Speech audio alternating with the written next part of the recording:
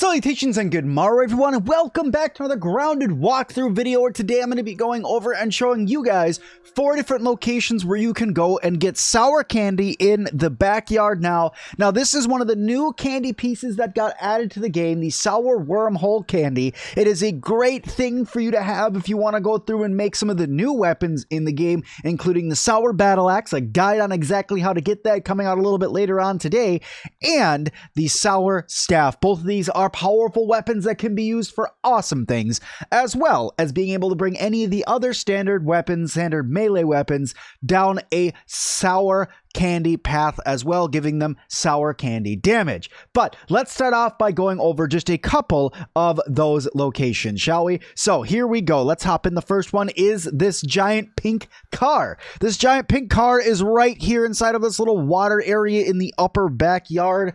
It is a, well, I would call it a Barbie car, but I think it's a Cassie car, I think is what it is. It says on its license plate here, it is Christie. That's what it is. It's a Christie car.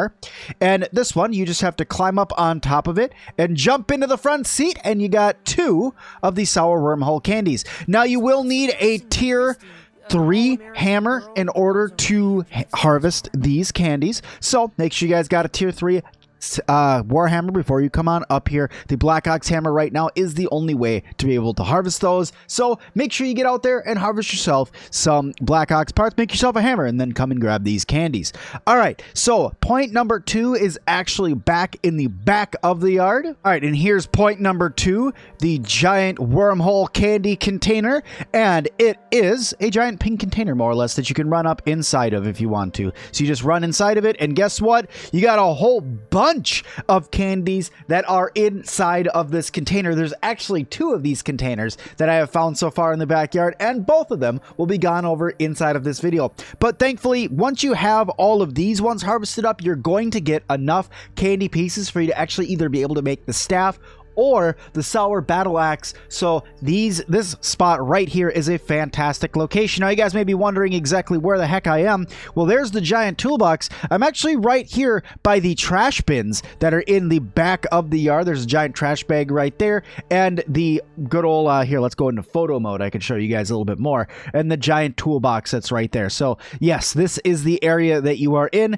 the giant wormholes candy container. So this is just one of those candy containers. Let's get on to the second one. All right, so here is the second wormholes candy container. This one also carries 4 of the candies inside of it, 4 sour wormhole candies that you can go through and you can harvest up with your tier 3 hammer as well. This one's more in the forested area of the upper backyard. Here is its location right here for you guys. You can see it at the end of this random line that's right here. This line signifies this giant root, and here it is right here. So you can go through and you can grab these ones once again with your tier 3 hammer.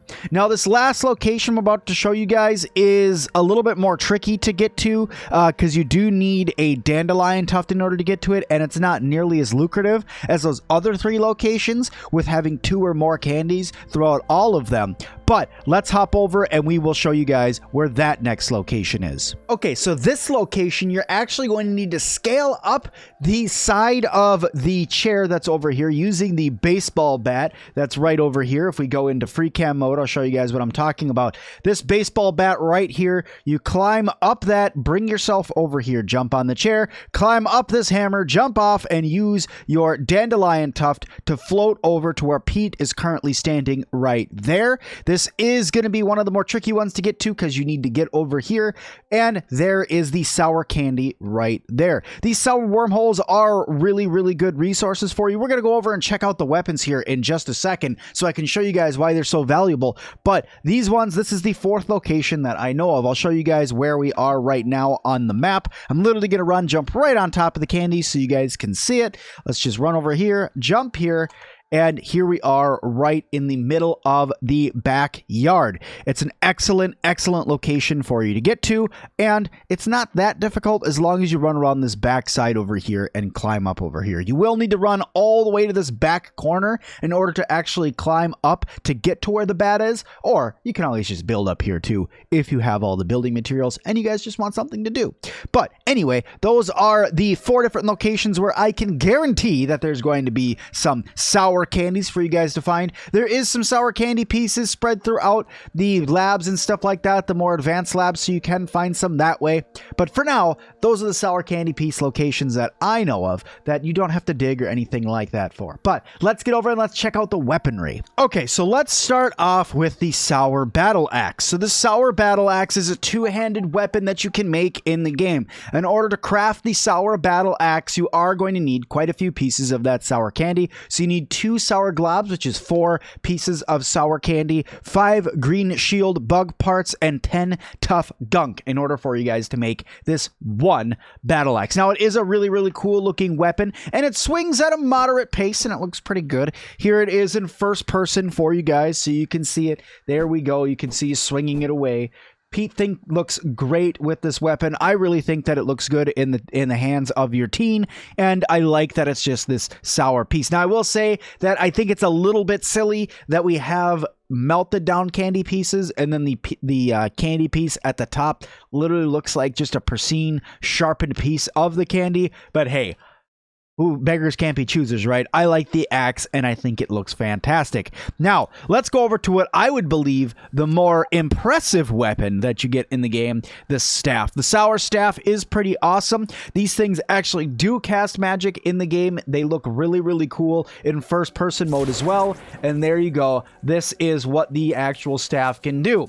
It shoots out balls of electricity that do damage to lots of different things all around it. You can see the little electricity pockets spreading out all around the outside of the ball there while it goes forward. This is a very powerful weapon indeed. Just looking at your teen holding it, all in all, it looks really, really cool in their hands.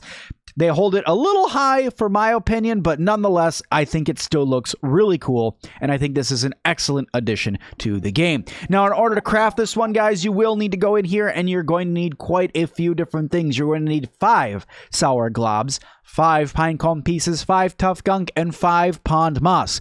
Now, if you guys watch my pond moss video, you guys will know that pond moss is the most difficult item in the game to harvest right now.